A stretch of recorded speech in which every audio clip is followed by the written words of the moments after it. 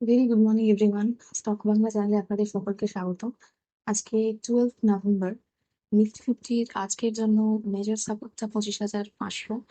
আর উপরের দিকে যদি আমি রেজিস্ট্যান্স বলি 25,700 800, যেটাতে রেজিস্ট্যান্স রয়েছে। মেজর রেজিস্ট্যান্স 25,900 আর 26,000। এবার আগের দিন তো বেশ ভালো রকম পজিটিভ মুভমেন্ট ছিল মার্কেটে, মানে 25,600 লেভেলকেও অতিক্রম করে 25,700 কাছাকাছি গিয়ে একদম মানে এন্ড হয়েছে মার্কেট। তো এবারে যদি ভালো রকম আজকে মুভমেন্ট দেয়, দেখা যাক মানে 26,000 লেভেলের কাছাকাছি যায় কিনা। এবার ব্যাংক নিফটির ক্ষেত্রে 58,300 লেভেলটা উপরের দিকে রেজিস্ট্যান্স, 300 400 এই লেভেলটা রেজিস্ট্যান্স হিসেবে কাজ করছে, আর নিচের দিকে 58,000 57,900 এই লেভেলটা সাপোর্ট লেভেল হিসেবে কাজ করছে। সেন্সেক্স এর ক্ষেত্রে 83,900, এটা উপরের দিকে রেজিস্ট্যান্স লেভেল হিসেবে কাজ করছে, ইমিডিয়েট রেজিস্ট্যান্স। আর উপরের দিকে 84,000 অবশ্যই একটা মেজর রেজিস্ট্যান্স। আর নিচের দিকে যদি সাপোর্ট বলি, সেটা 83,470 500 এই লেভেলে কাজ করছে। এবার গিফট নিফটি আজকে সিগন্যাল দিচ্ছে পজিটিভ ওপেনিং এ। গিফট নিফটি বেশ বেড়েছে ভালো রকম ভাবে। আর আমরা যদি গ্লোবাল মার্কেট দেখি, আগের দিন গ্লোবাল মার্কেটে বেশ ভালো রকম মুভমেন্ট দিল। তার কারণটা হচ্ছে যে ইউএস এর যে গভর্নমেন্ট শাটডাউনটা চলছিল, সেখানে তো ডেমোক্রেটরা নিজেদের হার মেনেই নিয়েছে। সেটা ইউএস বিল, যেটা সেটা ইউএস সেনেট থেকে পাশ হয়ে এখন হাউসে গেছে, যে শাটডাউনটাকে তুলে দেওয়ার, এই ব্যাপারে এন্ড করার। তো ট্রাম্প তো এমনি খুশি এই ব্যাপারটাতে, কারণ ডেমোক্রেট আর কি হারটা মেনেছে। তো সেই জন্য ডাউ জোন্স বেশ ভালো রকম ভাবে উপরের দিকে মুভমেন্ট যে দেখলাম। কিন্তু ন্যাসড্যাক অন্যদিকে অনেকটা পড়েছে, এখনো নেগেটিভেই ক্লোজ দিয়েছে। তার কারণ হচ্ছে সফট ব্যাংক এক্সিট করেছে এনভিডিয়া থেকে। 5.8 বিলিয়ন স্টেক ছিল, সেটাকে সেল করেছে। এবার এর আগেই একটা এআই বাবল নিয়ে একটা ফিয়ার চলছিল, যে বাবল বাস্ট করবে, এইরকম এরকম একটা ব্যাপার।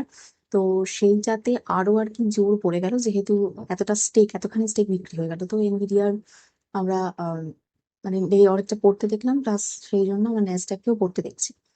তো নেক্সট আমাদের আপডেট থাকতে হবে, রাখতে হবে, যে এইরকম কি সত্যি কি এআই বাবল বাস করতে চলেছে পরের দিকে, সেটা দেখার থাকবে।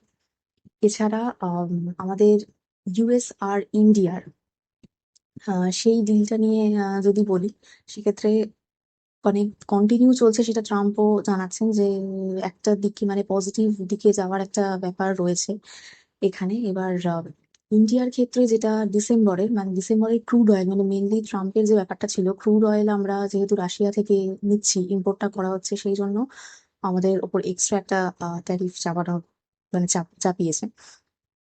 এবার ডিসেম্বরের যে ইম্পোর্টটা, সেখানে খবর শোনা যাচ্ছে যে কাট করা হয়েছে। রাশিয়া থেকে যতখানি ইম্পোর্ট হয় তার থেকে আমরা কম নিচ্ছি। তো সেক্ষেত্রে আমরা ইউএস এর ফেভারে এই ব্যাপারটা করছি।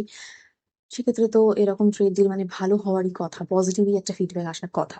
তো সেটা ইন্ডিয়ান মার্কেটে এবার দেখা যাক কিরকম কি ইম্প্যাক্ট ফেলে, আজকে কি থাকে। এবার দিল্লি বা ব্লাস্ট যেটা হয়েছে, সেটার জন্য আগে শোনা যাচ্ছিল যে 8 জন মারা গেছে, এখন সেটা বেড়ে 13 জন। এবার ওইটার একটা এফেক্ট মার্কেটে তখনই, মানে এখনো ইনভেস্টিগেশন চলছে। যদি টোটালি কনফার্ম করা হয়, যে কোনো কোনো মিডিয়া তো কনফার্ম করছে যে টেরার অ্যাটাক, টেরার অ্যাটাকই হবে, এরকম ভাবে শোনা যাচ্ছে।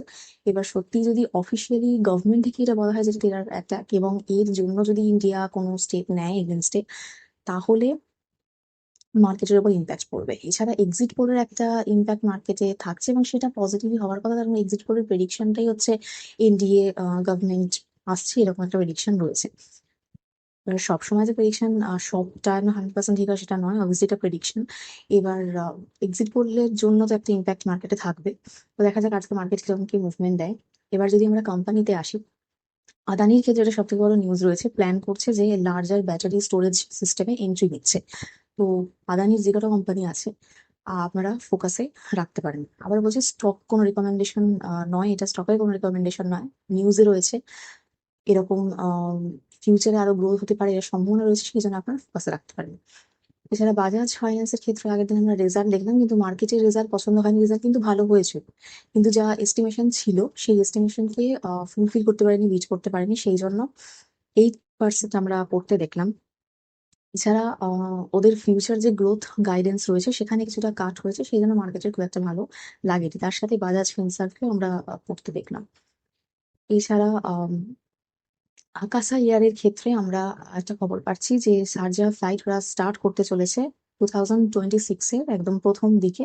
আরো ওদের প্ল্যান আছে ইন্টারন্যাশনালি এক্সপ্যান্ড করার, ফোকাসে রাখতে পারেন আপনারা। এছাড়া ইন্ডিগোর ক্ষেত্রে আমরা দেখছি চায়নার সাউথার্ন যে এয়ারলাইন্স রয়েছে তার সাথে পার্টনারশিপ করছে, এবং তার জন্য 4% আগের দিন আপ ছিল। এবার ইন্ডিয়া থেকে চায়না কোনো ডিরেক্ট ফ্লাইট যেত না, এবার থেকে যাবে আর কি, পার্টনারশিপটা করেছে সেই জন্য। তো অবশ্যই ইন্ডিগোকে আপনারা ফিউচার বিজনেসের জন্য মানে বাড়ার কথা, সেই জন্য ফোকাসে রাখতে পারেন। এছাড়া অ্যাঞ্জেল ওয়ান আজকে দেখার থাকবে, কারণ সেবি 3 লাখ পেনাল্টি, 3 লাখ যদিও এমন কিছু বড় পেনাল্টি না এঞ্জেল ওয়ানের ক্ষেত্রে, কিন্তু তাও নেগেটিভ রিয়াকশন থাকার কথা, মানে মার্কেট কিরকম রিয়াকশন করে সেটা আপনারা ফোকাসে রাখবেন। এছাড়া বিএসএনএল এর সাথে ব্লু ক্লাউডের আমরা একটা পার্টনারশিপ দেখছি 5G নিয়ে। টিটাগড় রেলের দেখছি আমরা অর্ডার পেয়েছি 132টা ট্রেনের জোট বিল্ড করার মুম্বাই মেট্রো লাইনে। রেলওয়ে পুরো সেক্টরকে আপনারা ফোকাসে রাখতে পারেন বাজেটের আগে। এছাড়া টাটা মোটরস এর ক্ষেত্রে আমরা যেটা দেখছি যে ওদের কমার্শিয়াল ভেহিকেলের যে ডিমার্জারটা সেইটা আজকে লিস্টিং হবে, ফোকাসে রাখতে পারেন। এছাড়া আজকে আমাদের মার্কেট ক্লোজ হয়ে যাওয়ার পর ইনফ্লেশন ডেটা, সেটা অবশ্যই কি আসে না আসে সেটা ইম্প্যাক্ট করবে, সেটা একটা মানে পরের দিন সেটা একটা ইম্প্যাক্ট থাকবে, খেয়াল রাখতে পারেন। এছাড়া বিএসসির রেজাল্ট আমরা দেখলাম 61% ওদের প্রফিট বেড়েছে, 44% রেভিনিউ বেড়েছে। তো রেজাল্ট ভালো রয়েছে, আজকে মার্কেটের কি রিয়াকশন থাকে সেটা দেখার থাকবে। এছাড়া আমরা দেখতে পাচ্ছি যে association of national exchanges member of India তারা সেবিকে রিকোয়েস্ট করছে যে ব্যাংক নিফটির যে উইকলি এক্সপায়ারি ছিল সেইটাকে আবার ফিরিয়ে আনতে।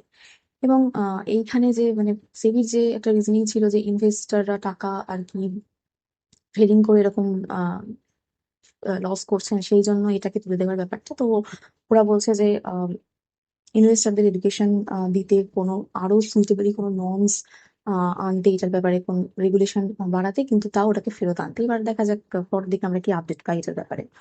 এছাড়া টাটা পাওয়ারের ক্ষেত্রে আমরা ওদের রেজাল্ট দেখছি, প্রফিট 1% মতো ডিক্লাইন করেছে, রেজাল্ট ভালো না। আজকে কিরকম কি মুভমেন্ট থাকে সেটা দেখার থাকবে।